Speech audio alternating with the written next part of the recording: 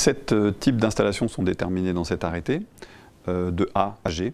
Donc le premier, le plus important, qui va représenter 80-90% des cas, peut-être le petit A, comme on l'appelle, le type d'installation A, qui représente donc l'éclairage public. Ou plutôt, comme mentionné dans l'arrêté, comme toute installation d'éclairage permettant la sécurité et le confort des usagers. Donc on peut mettre beaucoup de choses dedans et c'est surtout principalement l'éclairage public. Le petit B, donc ce qu'on appelle le type d'installation B, c'est la mise en lumière, donc les illuminations, mise en valeur de patrimoine, etc.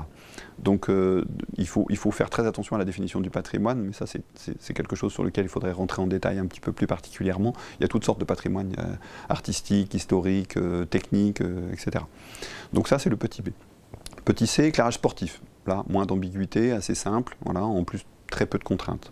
Petit D, bâtiment non résidentiel. Donc on doit faire attention à ce qui sort d'un bâtiment, puisque là on parle bien d'éclairage extérieur, donc tout ce qui sort du bâtiment et qui est tout autour du bâtiment, qui rentre dans le cadre du bâtiment non résidentiel.